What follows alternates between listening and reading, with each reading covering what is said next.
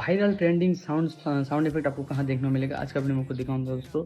एकदम 100% non copyright है। आप इजीली कोई सा भी आपके यूट्यूब पे वीडियो है, इंस्टाग्राम रील्स पे आप यूज़ कर सकते हो।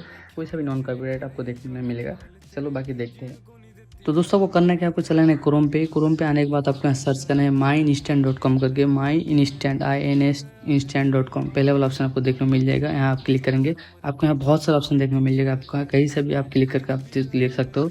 आप अगर कॉमेडी साउंड पे लेना चाहते हो वो भी ले सकते हो। मैं आपको कोई सा एग्जाम्पल दिखा देता हूँ। ये फा वाला, सो आपने सुन लिया। ऐसा बहुत सारे यहाँ टोन है, आप यहाँ से ले सकते हो। एकदम से नॉन कॉपीराइट है। डाउनलोड कैसे करना है मैं आपको बता देता हूँ। उसके ऊपर क्लिक करना है, नीचे आपको एक ऑप्शन देखने को मिलेगा डाउनलोड MP3। जब भी क्लिक करेंगे आपका जो है डाउनलोड हो जाएगा।